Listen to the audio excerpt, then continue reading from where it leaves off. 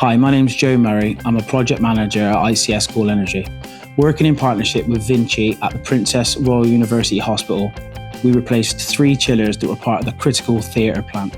As the chillers were situated on the roof of a hospital, the risk of using a crane in this instance just didn't make it viable. So in order to get things on and off the roof, we had to use a flat pack method for both removal and installation. To enable this, Vinci designed and built an extensive scaffold from a ground level compound and across the roof to the chiller deck. This had an integral hoist built in to enable us to lift our equipment into position.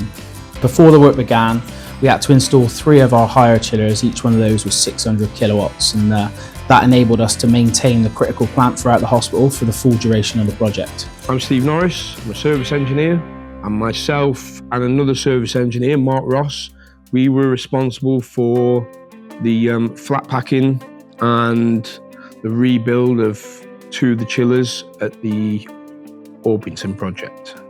So yeah, when flat packing the chillers, it's a methodical process where we'll start at the top by removing the fans and all the panelling.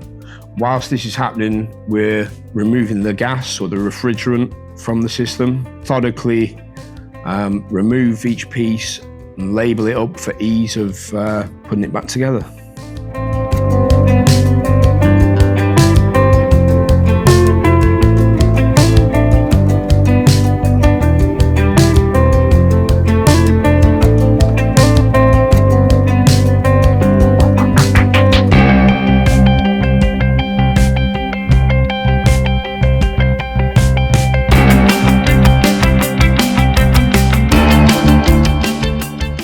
Working with a Tier 1 contractor in Vinci and installing chillers for the NHS is obviously a privilege. I'd like to thank the whole install team for their hard work throughout the project.